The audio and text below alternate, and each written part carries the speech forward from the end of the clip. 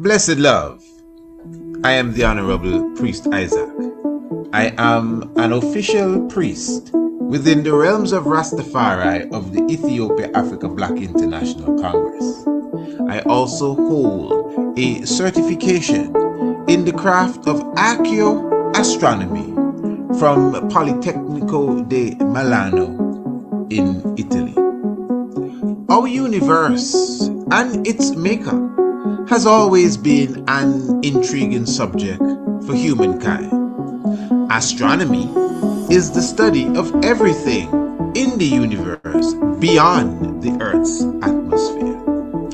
Ancient astronomy is similar, but pays special attention to the physical and spiritual values of stars, planets, moons, and other celestial objects. It also brings in the terrestrial component, being things on an earthly plane, such as plants, human organs, and connects them to the heavenly bodies. In this course, you will learn the makeup of various planets and stars, how to locate them in the night sky, along with their associated constellations. You will also be taught about the earliest civilizations known for their astronomical comprehension, namely Kush, also known as ancient Ethiopia, Kemet, called Egypt today, the Dogons, and the Bozos, as well as the civilization of Sumer. You will also learn about black holes, their nature and origin, as well as how the ancients viewed them. Ancient astronomy is the mother of archaeoastronomy and astrotheology. Both subject areas are covered by the Priest Isaac's Institute of Holistic Knowledge. Sign up today.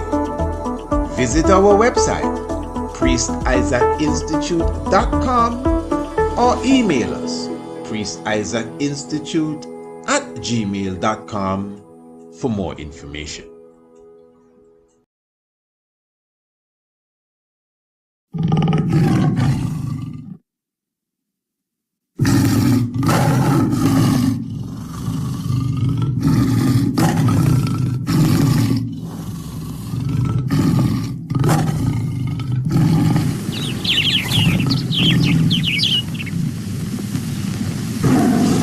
It is good that you are here to record this picture of me in my palace garden at Addis Ababa.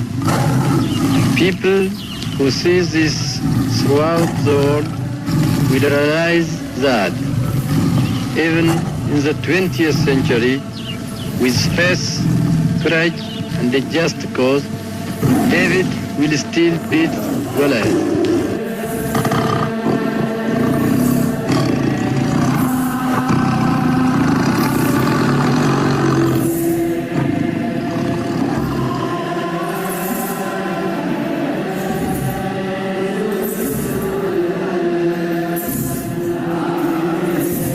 Imperial Majesty, it is a great honor to be permitted to speak with you today and also to have you as a guest on this special Christmas program, which will be broadcast to people all over the world. Your Imperial Majesty, what is it that makes you want to follow Jesus Christ?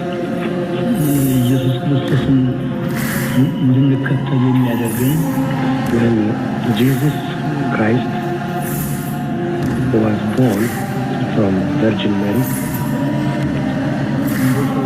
from that time on, he lived an exemplary life, a life which men everywhere must emulate.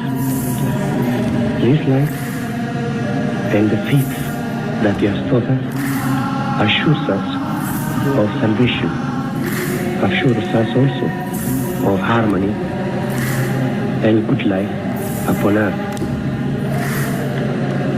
Because of the exemplary character of the life of Jesus Christ, it is necessary that all men do their maximum in their human efforts to see to it that they approximate as much as they can the good example that has been set by him.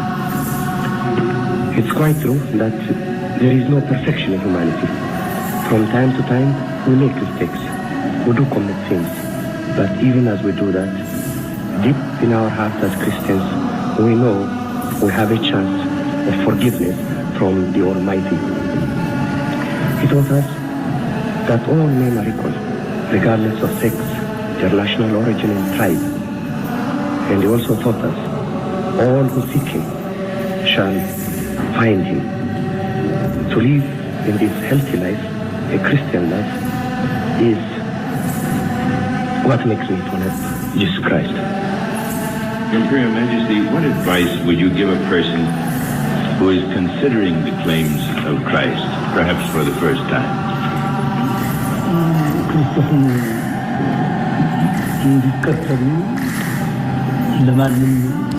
I would tell a person that's considering the claim of Christ for the first time that it is necessary to have faith in the Almighty, that it's necessary to have love, and that it's necessary to conduct oneself in a manner that we have been taught to do in the Bible.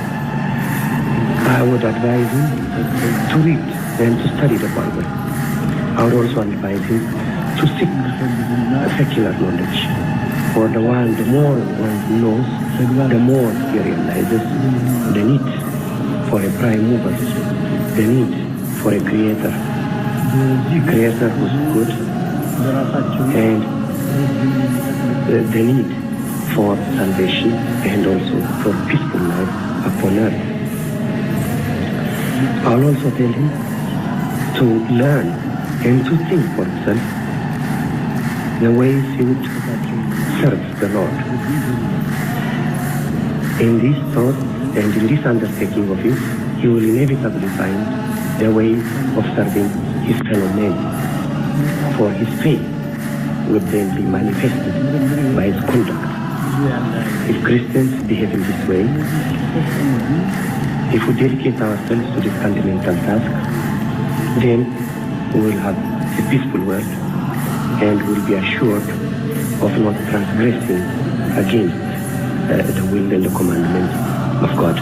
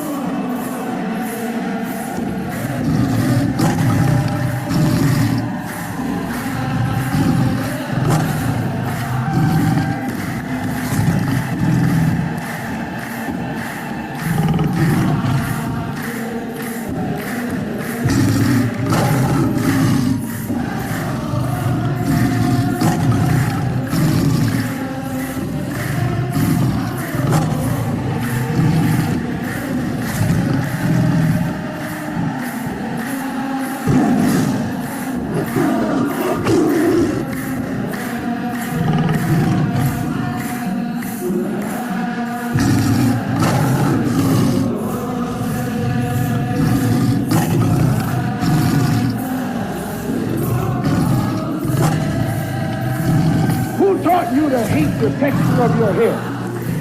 Who taught you to hate the color of your skin to such an extent that you bleach to get like the white man? Who taught you to hate the shape of your nose and the shape of your lips? Who taught you to hate your fellow from the top of your head to the soles of your feet? Who taught you to hate your own kind? Who taught you to hate the race that you belong to? So much so that you don't want to be around each other. No, before you come asking Mr. Muhammad, does he teach hate, you should ask yourself who taught you to hate being what God gave you.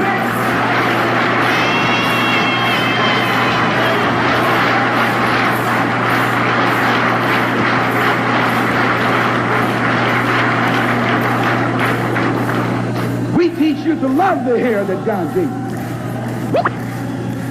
Here you way out in the middle of the ocean, you can't swim. and you worried about someone that's in the bathtub and can't swim.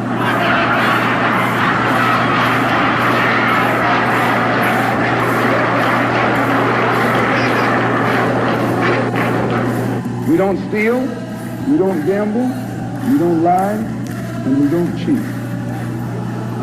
And that also describes the government of revenue,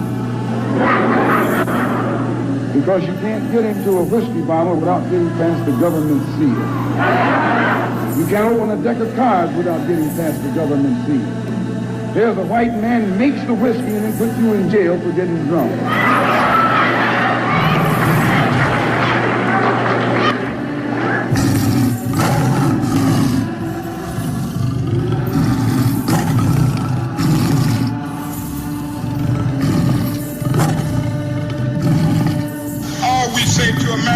Is be true to what you said on paper.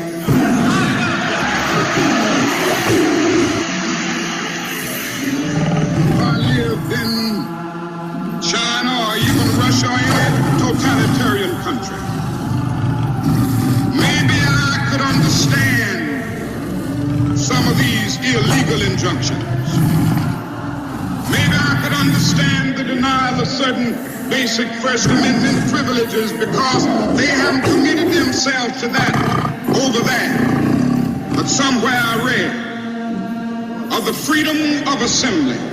Somewhere I read of the freedom of speech. Somewhere I read of the freedom of press. Somewhere I read that the greatness of America is the right to protest far right. When I am dead, wrap the mantle of the red, the black and the green around me. For in the new life I shall rise up with God's grace and blessing to lead the millions of the heights of the triumph that you will know. Look for me in a world when there is storm. Look for me all around you. For with God's grace I shall come back with countless millions of black men and women who have died in America, those who have died in the West Indies, and those who have died in Africa to aid you in the fight for liberty, freedom, and right.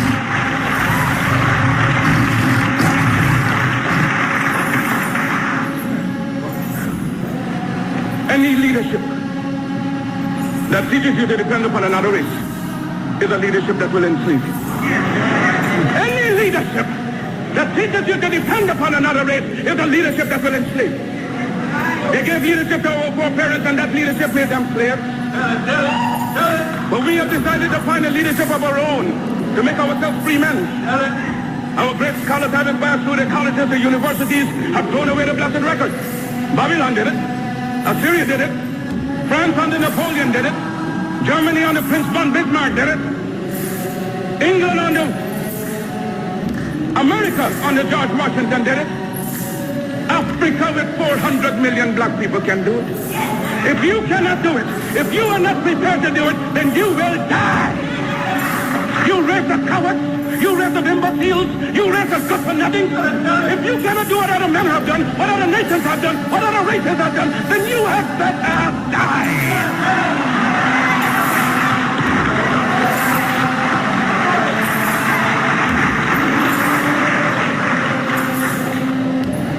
Can we do it?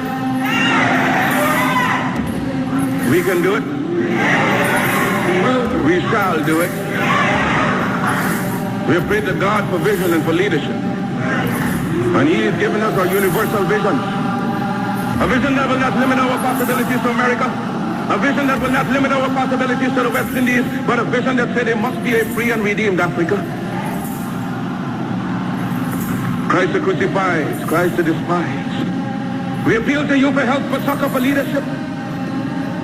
When you endeavor to carry your burden up the heights of Calvary, when white men scorned you, when white men scorned you, when white men spat upon you, when white men pierced your side out of which blood and water gushed forth, it was a black man in the name of Simon the Syrian who took your cross and bore it up the heights of Calvary. And now that we are bearing our burden, it being so heavy, we just ask that you just help us all up the heights. Oh yes, the cause is grand, the cause is glory. Surely we shall not turn back. Oh, sail on, almighty ship of state, sail on until the flag of the red, the black, and the green is perched upon the hills of Africa. Because the time has come for the black man to forget his hero worship of other races. and to create and emulate heroes of his own. We must canonize our own saints, create our own martyrs, and elevate the positions of fame and honor black men and women who have made a distinct contribution to our racial history. Sojourner Truth is worthy of a place of sainthood alongside the Joan of Arc. Crispus Attucks and George William Gordon are entitled to the halo of martyrdom with no less glory than the martyrs of any other race. Toussaint Louverture's brilliancy as a soldier or a statesman outshone that of any other people, hence he's entitled to the highest place as a hero among men.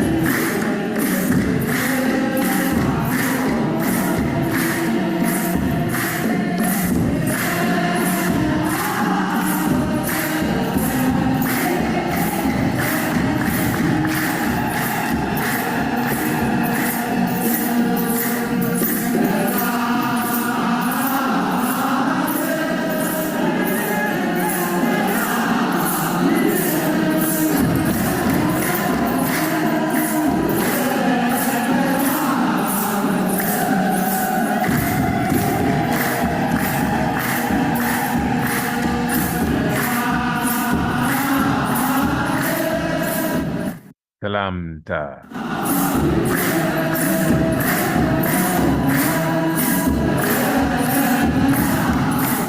Peace, love, blessings to each and every one.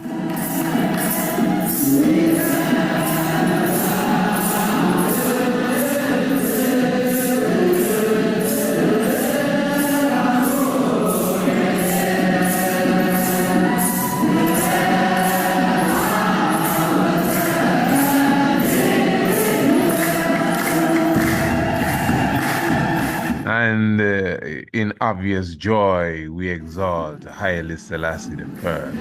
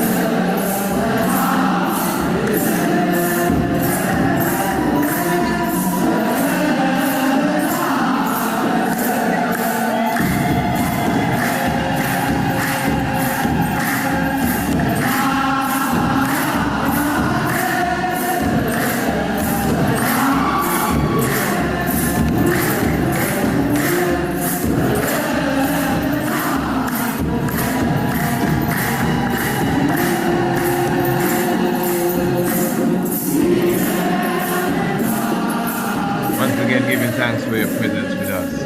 Giving thanks to each and everyone who definitely taking the time to come and sup with us.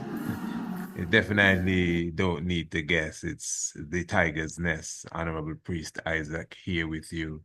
With joy and happiness, I greet you once again in the name of the living I, Holy Emmanuel I, Selassie I, Jah Rastafari. Great joy, royal family, this evening, giving thanks for the royal Imani with I, the Honorable Empress Naya, blessed love goddess. Also with us, we have a beautiful sit down, a beautiful program that we will be stepping into this evening. I think we would have already stepped into such. Give thanks for the voices of the great ones and the Holy One and the great ancestors and all sounds of joy that would have brought us in. Again, Royal Family, this is the Tiger's Nest. Give thanks for each and every one who is with us at this moment. Give thanks for all those who are subscribers to this radio program. And if you are not a subscriber, it's a very simple thing to do. All you got to do is just email us, Isaac Institute at gmail.com. And for sure, as easier said, it will be done. Yes, and you will definitely be part of the subscription team, which means simply that when the Tiger's Nest is completed every evening, you will definitely get a copy of it. It will come to you through the email and you will have it in the inbox. And that is the audio version of the program, The Tiger's Nest. And that's it. So give thanks. Email us, Priest Isaac Institute at gmail.com, and you will definitely be a part of the subscription team as it relates to The Tiger's Nest. All right. Now, we have a very interesting program that I would like to get into this evening. And, even as I was listening to the words of the great Malcolm X and Malcolm Shabazz, he was speaking of the whole concept now that has indoctrination, really, of us turning out on ourselves. We are the parasite that eats ourselves. We hate ourselves. Who taught you to hate yourself? The brother said. Hmm?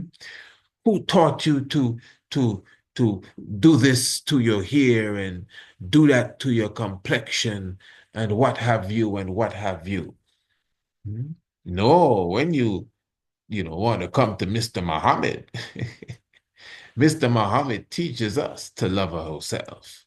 Mr. Muhammad teaches us to take care of ourselves, to take care of our woman, to take care of our children. And Mr. Muhammad would have taught them to do that.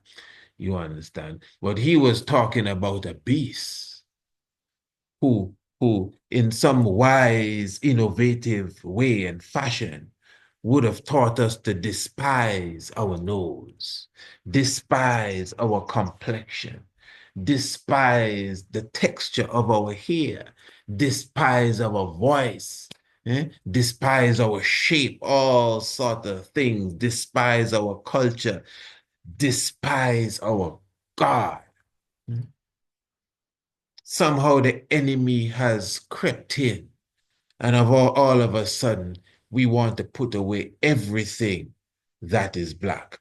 And you may say, yeah, that's it, brother. That's how it is here in New York. Yeah, brother. Man, you must be talking about Trinidad. Well, maybe I am too. But believe it or not, tonight we are homing in on Ethiopia. It's the Ethiopians I'm speaking about tonight. In fact, if you study the programs, we've been homing in on Ethiopia for quite some time now. We're dealing with the epicenter. In fact, I think the better term is the crown head. We love Africa, and Ghana and Mozambique and and Algeria and Morocco belongs to us too. But for now, let me just clarify that the crown head is the crowning jewel. And as the Father would have taught us, 11,000 feet above sea level. I hear someone say 11,000 miles. I don't think no, that's you've gone on a totally different level there, but 11,000 feet can work because according to their stats, the Simeon Mountains, Ras Dashan itself is 15,000 feet high. And that is, hear this good, that's from the bottom of the mountain to the top of the mountain. So when people argue that the great Kilimanjaro is the tallest mountain in Africa, yeah, that's when you measure it from the bottom of the mountain to the top of the mountain. but when you understand the whole elevation in general of Ethiopia, it's the roof of Africa, you know, and that is why the whole aspect of it not being colonialized has become a serious reality because of the topography and the whole makeup of it. So yes, family, give thanks. We're going to have a joyful, wonderful program. And this evening, what we're going to be doing, there is um, a beautiful sit down that you can find on the internet, that you can find on social media, that you can find on the YouTube. And this was an interview of sort, a sit down interview in front of a live audience, studio audience, done by one Dr. Melida Harris. And she was sitting with two young Ethiopian sisters, young in the sense of between the 20s, early and late 20s. And they were speaking of the concept of, listen to this now, the concept of, I want you to hear this good, the concept of the difference between an Ethiopian girl and an African woman. And I think you could at least begin to imagine where the conversation would have gone. Just by the title alone, you could see there's some level of separation within the title. And those of you who are, vigilant and know your history, and even not even if you don't know your history, you know your now, you know your present, you would realize that the whole Ethiopian construct, although we give it ample praise and maybe not ample, but respect and praise, yes, that it's due, and maybe more. So sometimes many of us, we get lost in the understanding that many Ethiopians are not even aware of their own history. That's a reality. I became aware of that reality maybe about, let me see, I'm just trying to, maybe about 15, 16, maybe about 17 years ago, really literally coming to the understanding that Ethiopians are really not aware. In fact, it is today in this modern time with the, believe it or not, the boost in the modernization of Ethiopia, that a lot of the history is like coming back to life.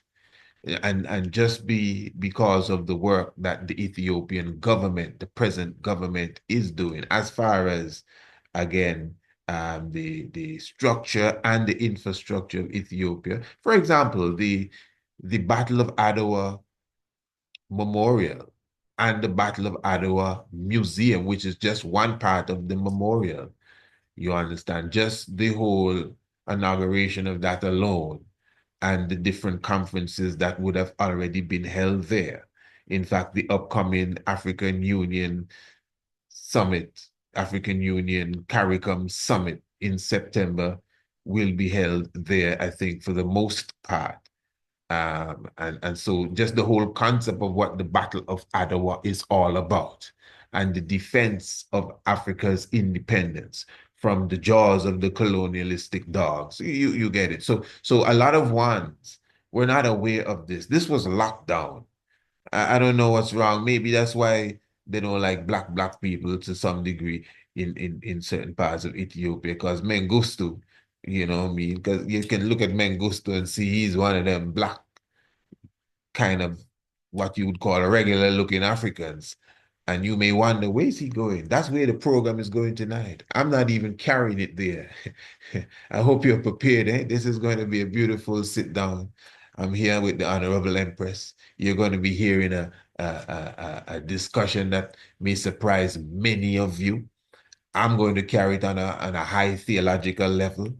And that is why I'm going back to Malcolm X again. Who taught you to hate yourself?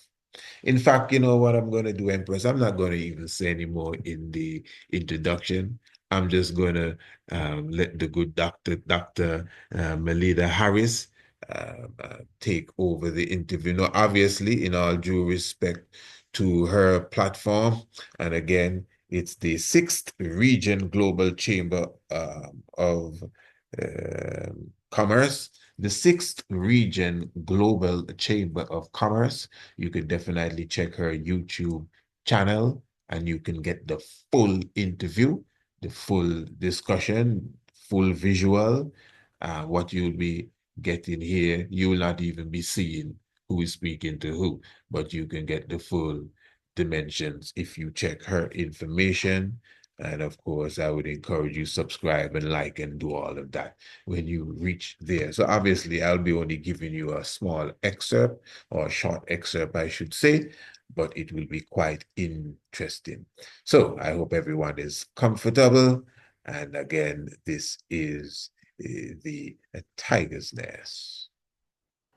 Actually, this topic is about Africa and Ethiopian girl.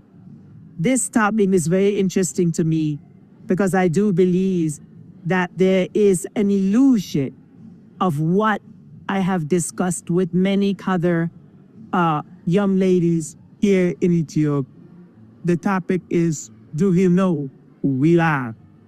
And that's what we're going to talk about today. I'm going to start with you because I had a very, very good conversation with about 10 young ladies today. And we discussed about the difference between Ethiopian girl and African woman, but both of you were born here in Ethiopia. Tell me the difference between the Ethiopian girl and African woman, like I said. Go ahead. Okay, I'll start with Ethiopian girl because I am from Ethiopia. Yes.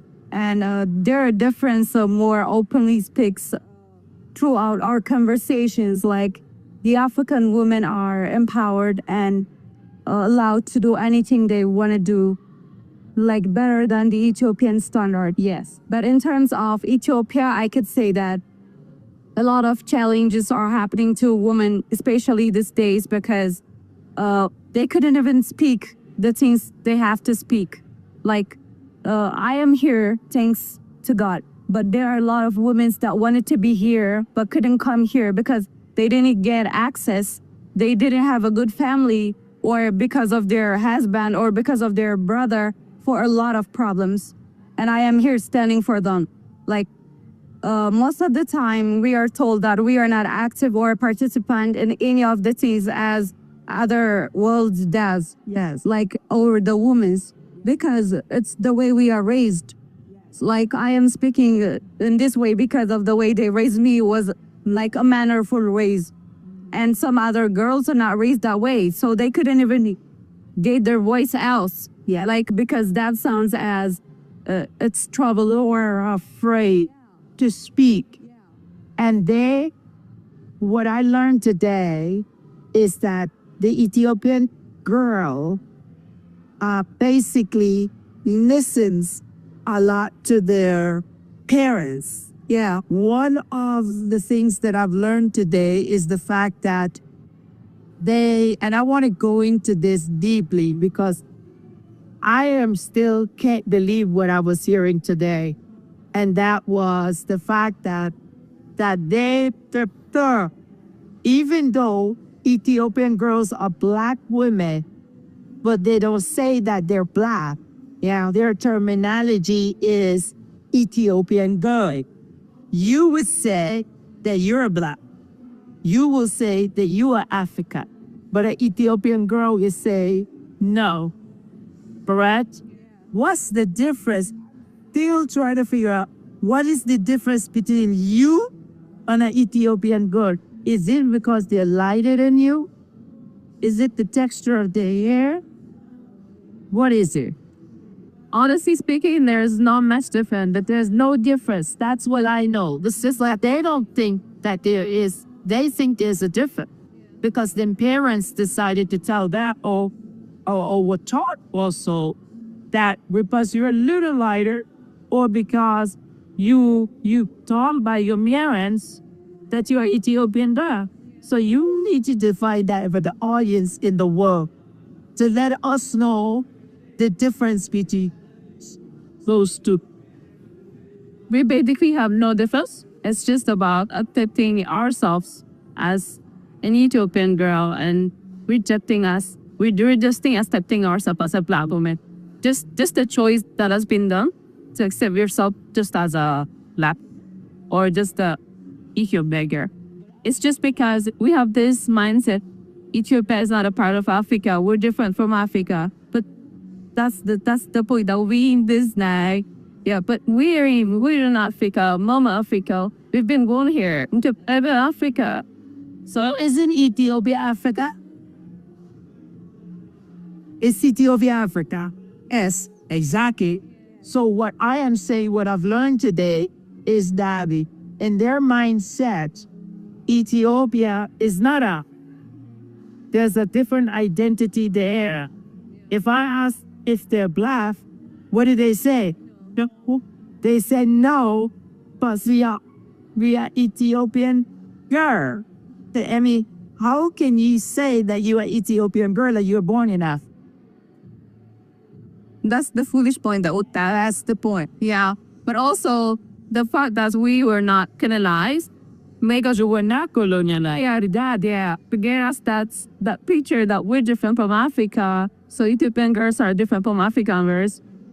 But there's nothing that's different. Cause like, you're my sister. That's why my skin type is the same. Like you, our mindset is the same.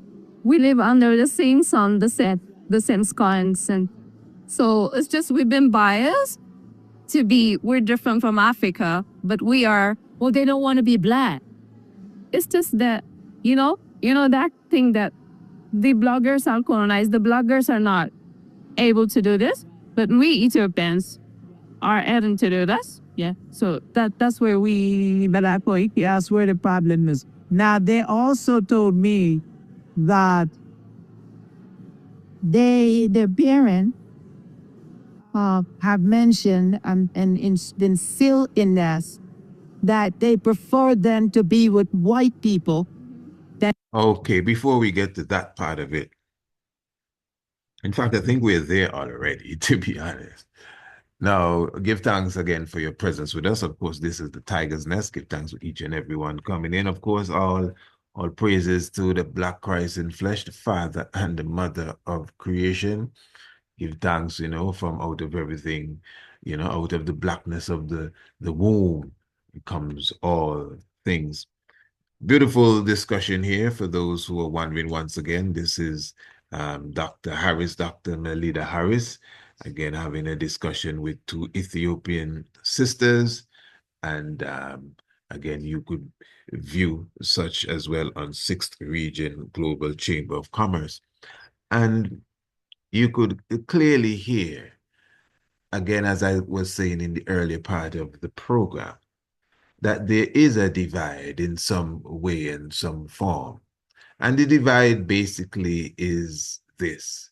You obviously know that there are different types, or what appear to the novice to be different types of Ethiopians. And I have to take some time here, family. Please assist me on this psychological level. Because many of us who may not take the time to study psychology, even within ourselves, we confuse many things. And sometimes we can simplify a conversation if we really want to understand it. Now, sometimes, like for example, what I'm going to get into may sound real complex, but it's just to make it simple for those who really want to understand the depths of everything. Now, you see, you may look at a person, depending on who you are, and say, hey, that looks like an Ethiopian because of the texture of their skin or the texture of their hair, whatever you may consider to be a respected or accepted, I should say, Ethiopian. Now, again, remember, Ethiopia itself has many different tribes. According to the stats, I think it's 83 officially different tribes. Some of them like 2% and 3%. Even the Tigrayan is about 12%, and some of them are all up to 40 something percent, I think. But for sure, you have different tribes. But listen to me good. Again, to the novice, most of these individuals may just look like what you may call an Ethiopian. You may see someone from Eritrea and say, oh, that's an Ethiopian because of how they may appear to you. Now, you may not be wrong, because an Eritrean is an Ethiopian, really, in many different ways and forms. In fact, Black people in general would really go under the term Ethiopian, but that's not exactly what I'm speaking of. You know what I'm talking about. But listen, the person in Somalia, the person in Djibouti, many of the people in Sudan, even some people in Kenya, looks like Ethiopians, as such, what we call Ethiopians. But they're so far away from the central core of Ethiopia. And within all of these different tribes, why is it to you they may all look alike? Well, listen, remember, to you, a Japanese and a Chinese look the same. That's to you. You can't even tell the difference between the North Korean and the people from Vietnam. That's you. You see? But if you go to Japan, I don't know how many districts they have in Japan, eh? But just like if somebody is from Dominica, or if they're from St. Kitts, or if they're from Antigua, or if they're from down south, or if they're from the Bronx, or because of their accent, and just because they look a specific way, you must be from Watts. They know what part of Japan this person is from. They know what part of China that person is from. China. Look at the size of China. You cannot tell one Chinese from another. There are billions of these people. You cannot differentiate or look. I mean, come on, you know that. It's as if you're looking at ants. It's as if you're looking at a school of fish. But the fish can differentiate each other. Just the other evening, we were watching a documentary. I'm getting to a very important point there. And remember, this is the tiger's nest. This is a school here. This is the university. This is for those who have the time I mean, we've been beaten and broken and taken away for so long. We need to take the time to evaluate what we are remembering again properly. This is not show and tell. Just the other evening, give thanks, we were observing a documentary um, by the great David Attenborough. And they were speaking of penguins. And you know how it is with the penguins. The penguins would lay their eggs, and the female penguin would go and look for some fish, sometimes 3 months out there. Hear this, man. When the penguins return, now I'm talking about hundreds of thousands, maybe into the millions of penguins just there on the mountainside, in the snow and in the cold. And it is said, when the mother penguin returns, because she's coming back with, the stuff inside of her, the fish. She would have caught fish and I guess krill and some other good stuff for her baby. Remember, she laid the egg and she left it with the father. And she's gone to get the food. The egg did not hatch in her presence. And it is said when she returns, she has the ability to pick up the sound of her chick so that she can find the chick and reunite with the family again. And then the father would go and look for the food. Now listen to this, eh? Remember that we're gone into the millions of penguins just there. If you can even imagine it, if you've seen the penguin videos, it's just like a sea of penguins. All of them making the same sound to you. To you, all you hear is, well, yeah, chip, chip, chip, chip, chip, chip, chip, chip. And that's all they do, chip, chip, chip, chip, chip, chip. Hundreds of thousands of them doing it together. Chip, chip, chip, chip, chip, chip, chip, chip. Just a heap of noise. Chip, chip, chip, chip, chip, chip, chip, chip. And that one mother penguin can say, oh, they're over there. They're over there. Never met her baby penguin yet, but she can sense it's over there. You understand? So I'm just trying to show you the depths here. And I'm bringing that into the reality of understanding the world that we live in. So it is good, especially if you're into understanding the depths of a conversation, that you can even think that far. Because the regular person, again, is just going to look and say, oh, a Chinese man. It could be someone from South Korea. It could be someone from North Korea. And even in North Korea, they can tell you if you're from north, south, east, west, if you're from the gully, if you're from the mountains, or he look like those people that are from the riverside just because of how you look. But again, to the novice, you're a Chinese man. And that's the same way many of us look at the Ethiopia.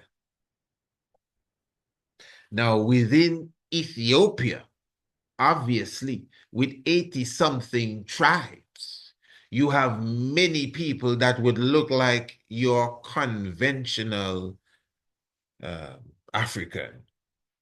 So you have people that look as if they're from Ghana. And this is another thing. The rest of Africa now, outside of the Arab world, Morocco and Syria and everything. I'm getting back to the interview right now. Let me give you a little understanding. Outside of North Africa, with all of the different Arabs there, Syria and Tunisia and these places. Trust me, man, if you've been to the motherland, there are people in Ghana in the same way you have people in Jamaica and you have people in St. Kitts and Grenada that look like people in Ghana. You have people in Ghana that look just like people in Zimbabwe. Even when you buck up upon them, when you buck up upon them, yeah, when you meet them, they literally sound the same. You understand? Literally as if it's the same person you're speaking to, same voice, same face.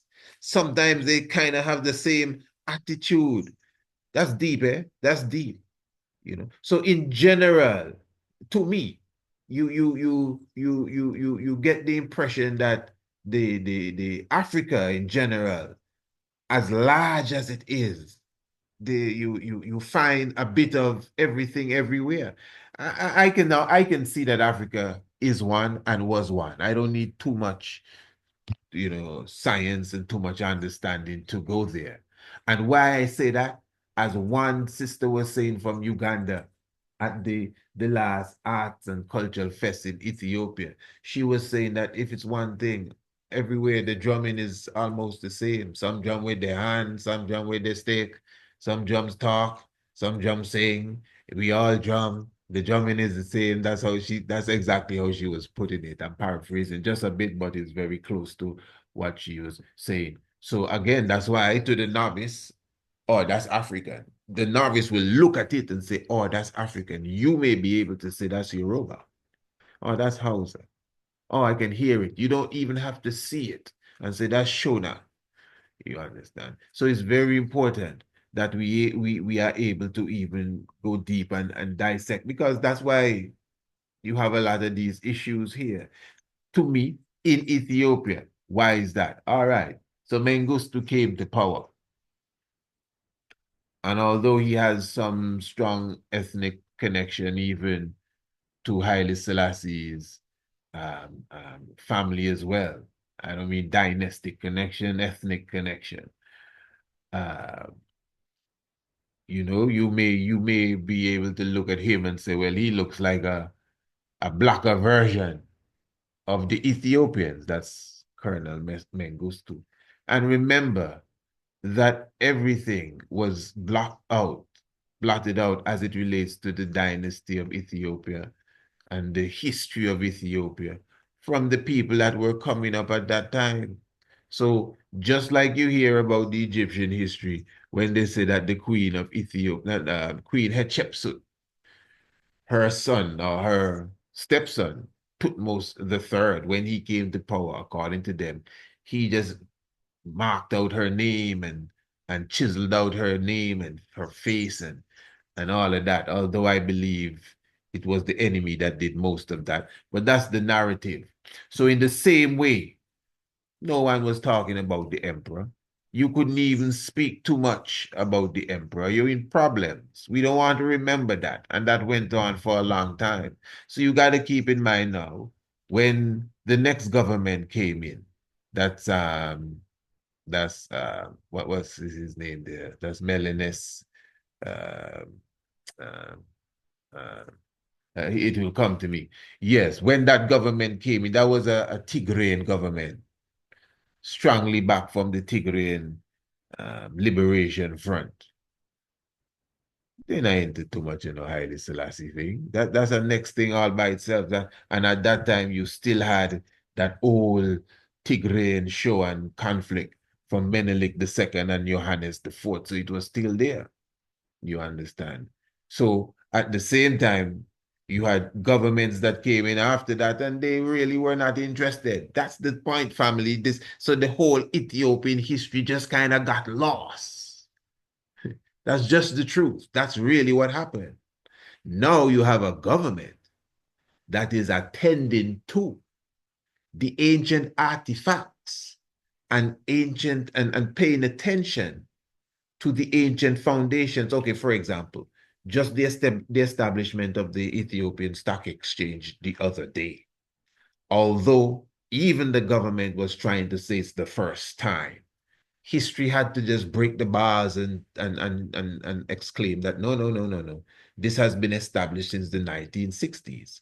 Everything has been established since the 1960s. Everything that they're trying to push has been established since the time of Emperor Haile Selassie I. And when I say everything, it may be a stretch of the phrase, but you understand what I'm trying to say. You can't hide the history of Haile Selassie anymore.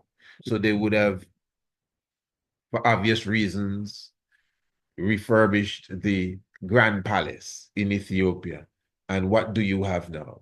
You have to explain to the whole world who built the palace. It is the Jubilee Palace. Many Ethiopians would have just seen the palace, seen the statue of Menelik II, and just believe it's some old relic, maybe of the Italians. It's just there, growing in the bush. That's what they said. The palace was there, growing behind trees, but it's now renovated, it's now reestablished, and it's there for many people to come and see, and dignitaries come and visit when they come to Ethiopia, and the president entertain them or the prime minister entertains them. You comprehend. So this is important. The Menelik's household, palace, and Toto Park. This is some deep stuff. I just mentioned earlier the Ottawa Museum. So the point I'm making, family, is that the center of Pan-Africanism, we don't like ism, just where it began. You see, the point is we've been trying to pretend as if Ethiopia wasn't the center of it all, trying to give the power somewhere else. But we just had to, it's just nature. It's just the Most High. Haile Selassie told the Mengistu crew that if you don't take care of the people, my history will return. And it's here now. So that's why you're having conversations even like this with Dr. Harris and these sisters here. And they're clearly showing you, they're just 25, 26, 27. They're just clearly showing you, well, they're not taught to think anything black. So let's home in on that again. Of course, we know the black dynamic might be something strong from the West, but don't get caught with that. No, don't look at it on the surface. They're being separate. They clearly tell you that they're not African. And this doesn't have anything to do with the word Africa and where the word Africa comes from. In fact, you must keep in mind the concept of Ethiopia itself was seen as a place in the Middle East. Even up to today, it's strongly connected with a lot of Middle Eastern energy and even values to some degree. Now, we don't have a problem. All that region of the world is ours. That's not a problem at all. But you could understand now that for whatever reason, there is a lack of communication or connection with the real African understanding that we are all one. Listen, family, We're getting back to that interview now. Remember the program we did a few evenings ago? Who was it? The great elder there, Haile Garima, and the elder was speaking of him being one of the first, children of the children after the war with Mussolini. And he said that he came up in a time when the teachings were strongly British. He went to a British school. That's right, in Ethiopia, in Gondar. He went to a British school. He was taught that it was the British that liberated Ethiopia. And of course, we did a whole program on that, so I don't want to really belabor that whole program again, like as if I'm doing it once more. But if you can remember that program, especially those who are subscribers, you could understand how a few generations after this sort of mentality is abound, where one's may speak of the pride of Ottawa. They speak of it, yes, especially because it's now revived, but their experience is not even, believe it or not, their experience is not even like the experience of those who came to the civil rights era. You feel? I mean, the people of Ethiopia today, even to recall. So even the Ottawa era is somewhat a distance from them, because in between is a lot of confusion and a lot of lies. Just the whole period of Haile Selassie I has been the propaganda has been so thick that although they say in Haile Selassie ones are still somewhat very much, even ashamed to touch the subject. Yeah. But Haile Selassie name must be revived in Ethiopia. That whole thing about the worshiping of white people is obvious. Because if you observe the theology or the religion of the Orthodox Church even today, you go to Lalibela, you can see clearly that there's some reverence given to the Caucasian Lord. So what do you expect when the God now, I mean, we are the standard of the Black Christ. When you hear about the Black Christ, the Ethiopian Orthodox Church, people in Ethiopia, when we as Rastafari used to defend you in the early days, we defend you, not because we're not Orthodox, we defend you and tell the world, hey, we have a church in Ethiopia, they don't have no white Jesus on the wall. That's what we used to tell people. We can't tell people that today, when anybody can buy a ticket and go to Ethiopia and go, oh boy, going to the rock churches where they carve out of the mountain is Jesus Christ I see there. And when I say Jesus Christ, you know exactly what I'm talking about, eh? So when that has become the symbol, man, when you run in race with people like the people in Ghana, and so to see if you can be more Jesus than the people in the West, what do you expect generations to come? So yes, we are dealing with a people. You're hearing it from what they call the horse's mouth. No disrespect to the sisters. They're telling you clearly that's the environment that they live in, where the darker skin you are, and even when it's almost like colorism, and even when you tend to look like the black Kenyan, Ugandan, Tanzanian kind of African woman, no, we are not with that. And this is why, if you visit Ethiopia, especially in the now what you call the metropolis region and the business sector, and so,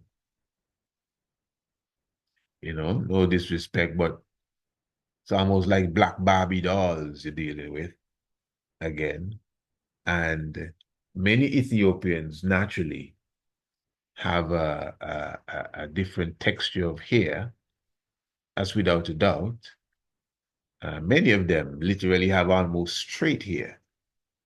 Black people, soft hair, for sure.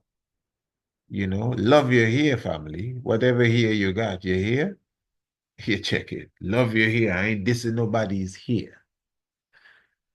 But I'm just showing to you that in many cases, I'm not a woman, but I think it's much easier for many Ethiopians to bring their hair to that straight, long, silky looking fashion than even some of the black people around here and in certain parts of Africa.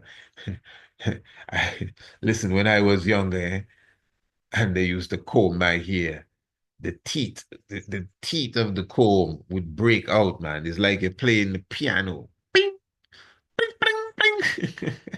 When they used to comb my hair, they used to put what that stuff is, Vaseline, man. Grease my hair. Imagine that. That's what they call it, so that and that never worked. That's foolishness. So that the comb can go through, it lubricates, I guess, your hair so that the comb could slide through your hair and bring break off. So there are many Africans that don't have that type of hair, especially in the Horn of Africa.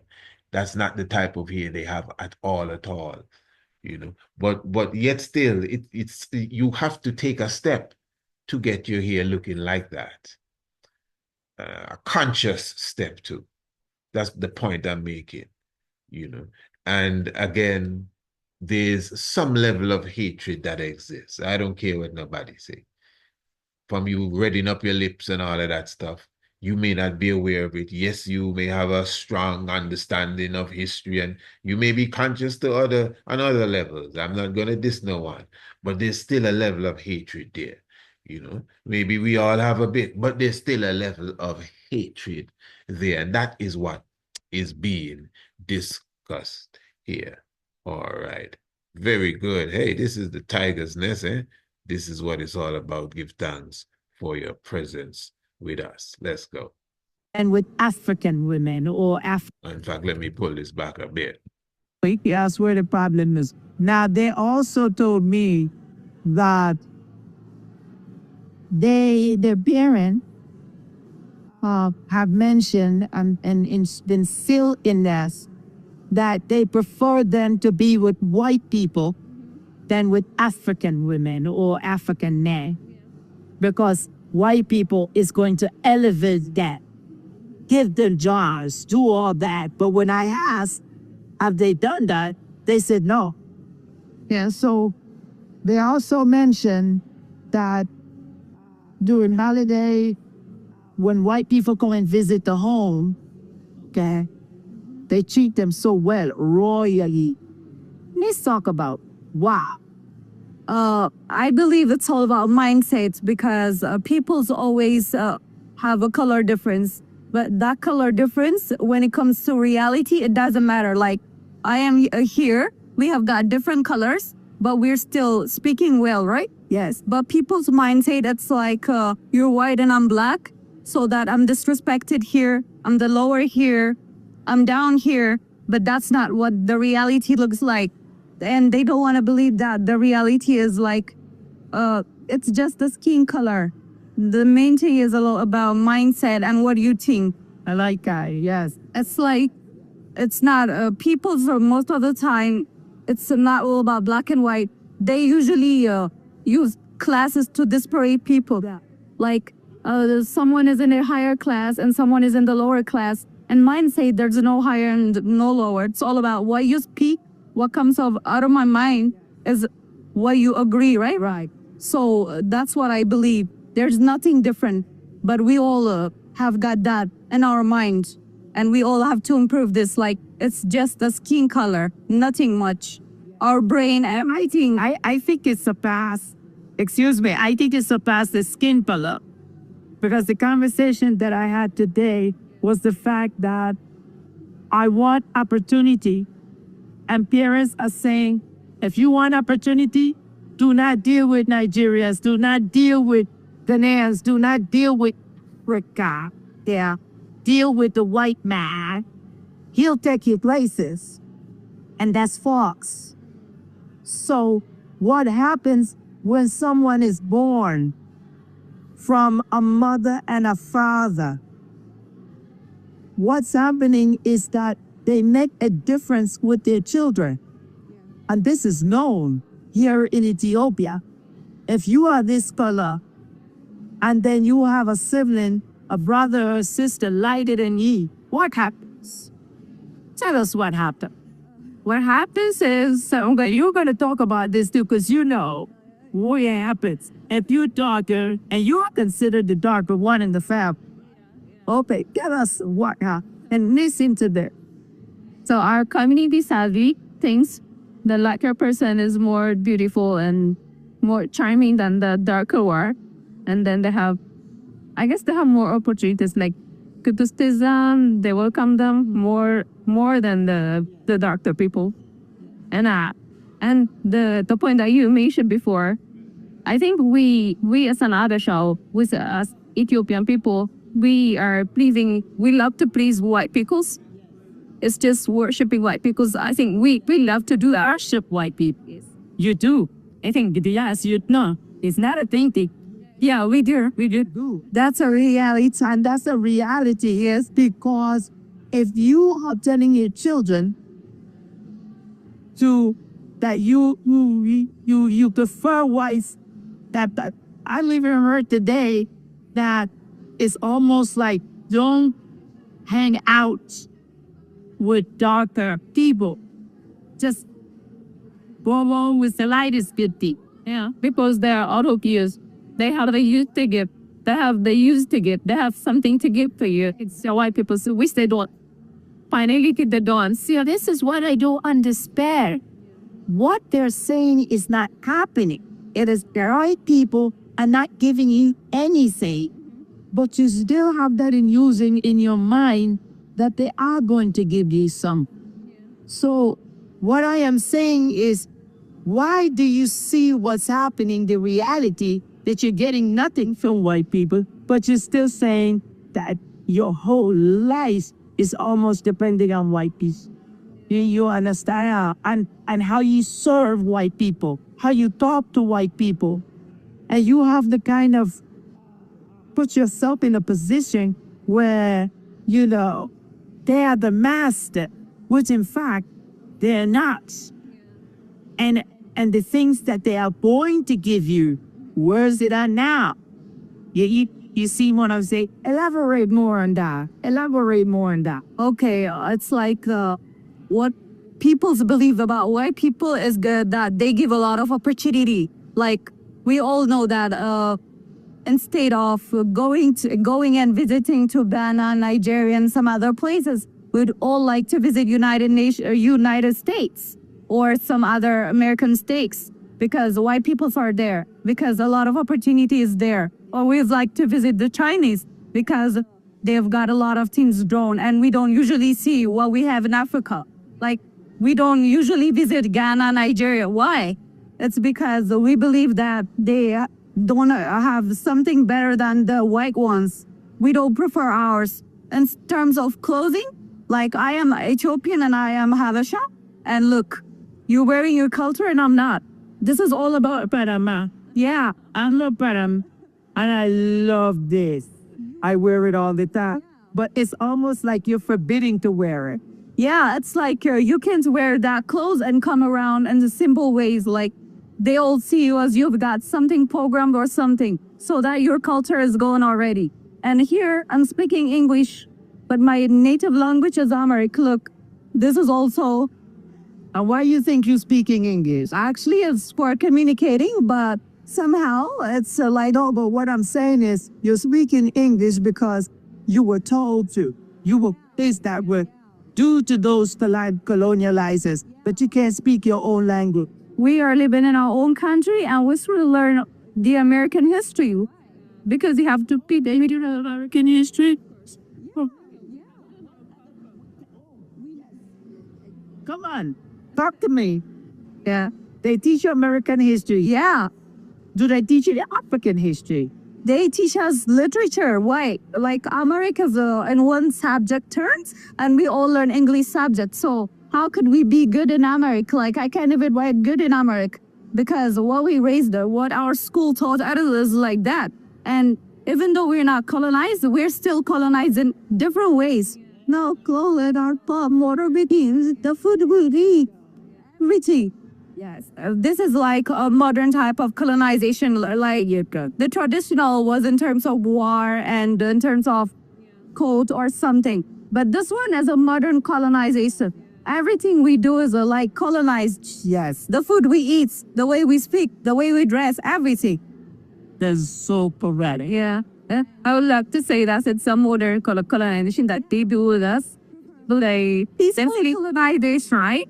So there's the mindset where you are now. So they wash it like, and my one, a whole white woman. But it just my body's just black. That's what's up. I'm just literally all of that white woman. Yes. You know, I love that. I love what you just said.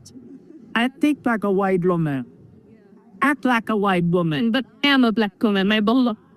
Yes, my ancestor to be a black woman. Of course, I you proud to be a black woman. Sorry, because of that. We to be black when All right, we definitely give thanks to the life giver and the keeper of life in all good doings and sayings. And you know, there's even more to that interview. There's a part where they speak. They began to speak about Christmas. So they were speaking about the Ethiopian Christmas. The lead it, or one of the sisters referred to it as the Ghana. But what she was saying is that they put a lot of emphasis on the 25th day of December, Christmas, to the point that, well, I'm not sure if it's the balance, how far the balance have toppled, or if there's a balance, meaning that it's obvious that decades ago, the Ethiopian Christmas of the 7th of January, as we know it, totally overshadowed that kind of stuff. Those of us who study the history, I mean, those of us, even just looking at some of the documentaries from those times, it's obvious that that was it. And for sure, without a doubt, the whole culture is still strong, especially in the religious corners. But remember, Ethiopia is a large piece of real estate. And over a period of time, those decades that I've mentioned, you know, the culture would have taken a shift. It's just obvious. So yes, it would still be strong in the religious corners, but decades ago, it wasn't no religious corners. It was the culture of the land. The religious corners were the nucleuses or the epicenters, if you want to use that term, of the energy. But now they have become the energy, like you have to go to the religious corners to experience it in its fullness. So it's not like before, for sure. In fact, I think the percentage of Ethiopians that are Orthodox Christians would have dropped somewhat, as all the different types of Christianity, Baptist and Lutheran and all of that stuff is growing. Roman Catholic, all of that is growing in Ethiopia, that's for sure. And then Islam has always had its presence, and I'm surely not a missionary nor an evangelist for anything I just mentioned a while ago, but I'm just showing you the reality of what is taking place there. So just and you can see again, the Orthodox Church itself would have seemed to have lost its way when it comes to the icon of the image of the Christ figure. It's like it's all right. But listen up, the head of the Orthodox Church, the present Abuna of the Ethiopian Orthodox Church, said on an interview that he had with the BBC on the African history documentary, he clearly said that when he was asked by the host of that documentary about the pictures of Christ with Afro and and a soft brown color, because obviously that's what Ethiopia is known for, the black rice. So it's still there, it's still around, where you have the black rice, to some degree not as black as it used to be, but still black and with afro and everything. So she was asking about that.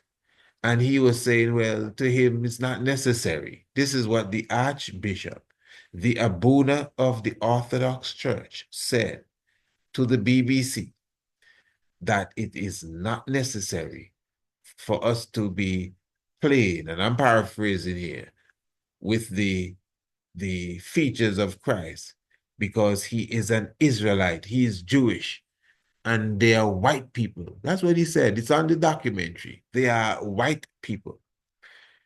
And the Mother Mary and her son, they are Israelites. They are white people, so we don't need to play around with their complexion. And he was very adamant when he said it too, and I know many of you know exactly what I'm speaking of. So if the head of the church is telling you that the Savior is a white man, he is specifying that. He is not saying, like some of us, it doesn't matter what color he is. He's saying that we should not be painting the Christ black. Imagine that. No, family, give me a break. This is the head of the church of Ethiopia. Now, I would have put that to my Abuna here in Antigua, Gabriel Jesus, Jesus, the archmandrite of the Ethiopian Orthodox Church. I would have asked him about that. Many of you would have heard me confront the good Ethiopian Orthodox Church brothers, Brother Haile and Brother Amded Jack, when they visited me in the Tiger's Nest, and I would have asked them about that. It's an international documentary, Millions of people would have seen this documentary. It's not no little thing under no bush. He said that the Christ is a white man, and Mary and his Christ and the Christ are white people, and that because the Israelites. No, okay, that's his opinion. I'm not vexed with him. I have family that think worse than that. But what I'm saying is, the fact that he's the head of the church, a church that would have been the torchlight for a black Christ. The church in Russia, the church in Ukraine, the church in these places that worship a black Christ, where do you think they got that from? They didn't make it up out of their head. The black Christ was an Ethiopian construct, obviously. The black Christ is from Ethiopia. And for us to see that the black Christ is now being replaced by, well, the white one, clearly from the head, which is the Abuna. This is not our representative. This is not his spokesman. This is not a believer. This is the head. I am wondering if the Abuna before him thought the same thing. And what about the one before that? And what about the one before that? What about Abuna Theophilus? What about Abuna Bazulis? What did he think? Listen, the family, let me tell you that it is clearly. I know some of us even go as far as to say it's after Haile Selassie they brought in all of these white Jesuses. I agree, without a doubt, for sure, because I've never looked at anything in a lot of these documentaries, and the King's reign is well documented. I want you to hear this point well, because you got to balance the reality. You have to be truthful. The King's reign is well documented, and all of this white fluffy hair Jesus stuff, it's nowhere to be seen. Yet still, if you follow me good, you know I would have critiqued some of the images, even that you see on the insignia of the Archbishop. Like, for example, Theophilus, I think when he was given a specific title, or when he was officially made Archbishop Theophilus, there's a video that you have on YouTube, and I would have highlighted the different saints that are on his crown. And the complexion and their ethnicity is very questionable. Let's just put it that way. And that's just the truth. The emperor was right there.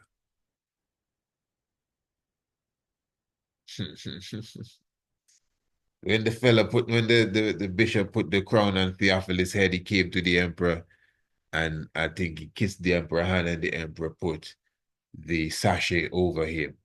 You know the video, yes. And we would have done a whole video, and we would have homed in on the crown, and you see the pictures of the saints on the crown. I mean, if they're not white, trust me, they are borderline, and that's for sure. So that's just reality. But yet still, you still do not get the propensity of what you get today, of all of these images. And again, when the Archbishop is telling you that, hey, the fella is a white man, so these people just need to cool out. Wow.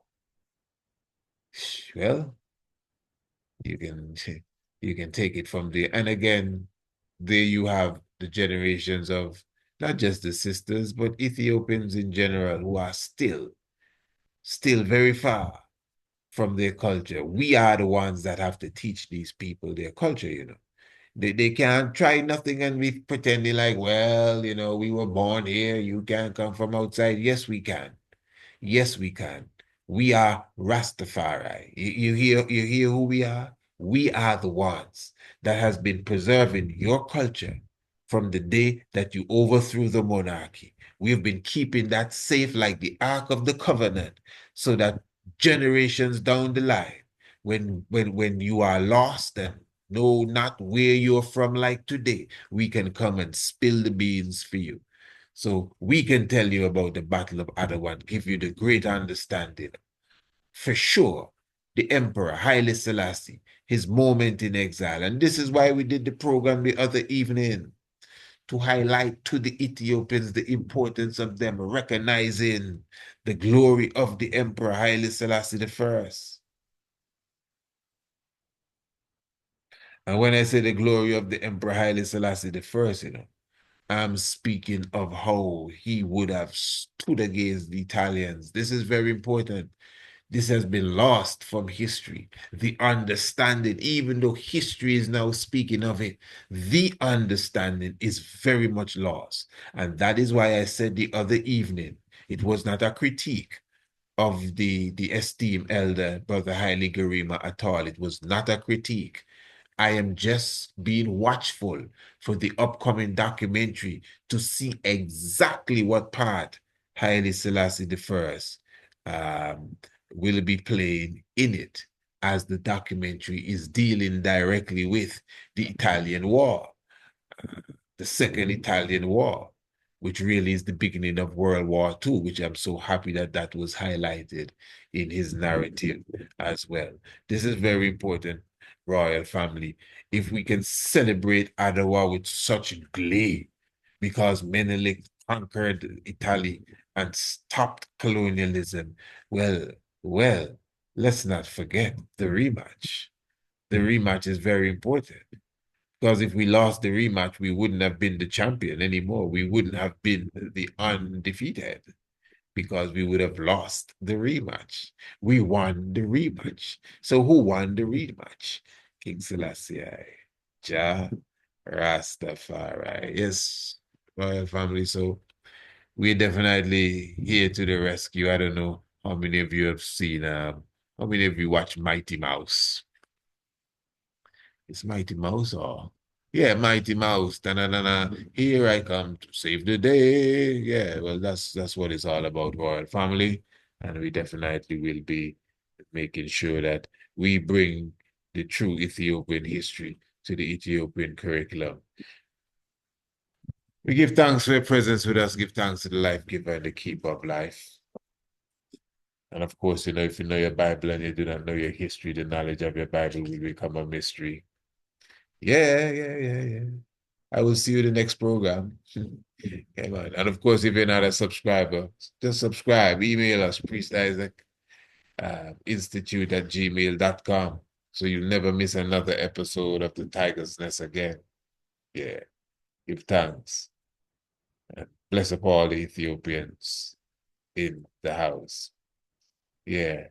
Remember, how the rest of it goes. It takes some real eyes to realize the real lies that are amongst us. Give thanks, stay safe, praise Farai, Holy Emmanuel I, Selassie, Jah Rastafari, blessed Lord.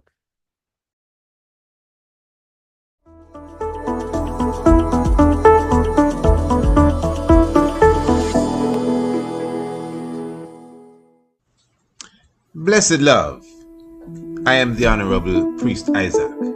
I am an official priest within the realms of Rastafari of the Ethiopia Africa Black International Congress.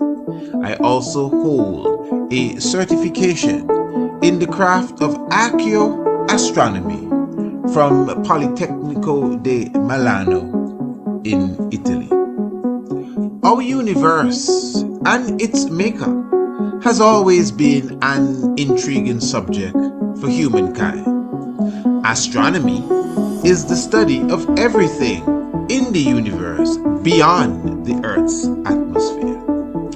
Ancient astronomy is similar, but pays special attention to the physical and spiritual values of stars, planets, moons, and other celestial objects. It also brings in the terrestrial component, being things on an earthly plane, such as plants, human organs, and connects them to the heavenly bodies. In this course, you will learn the makeup of various planets and stars, how to locate them in the night sky, along with their associated constellations. You will also be taught about the earliest civilizations known for their astronomical comprehension, namely Kush, also known as ancient Ethiopia, Kemet, called Egypt today, the Dogons, and the Bozos, as well as the civilization of Sumer. You will also learn about black holes, their nature and origin, as well as how the ancients viewed them. Ancient astronomy is the mother of archaeoastronomy and astrotheology. Both subject areas are covered by the Priest Isaac's Institute of Holistic Knowledge. Sign up today. Visit our website, priestisaacinstitute.com, or email us, priestisaacinstitute@gmail.com, for more information.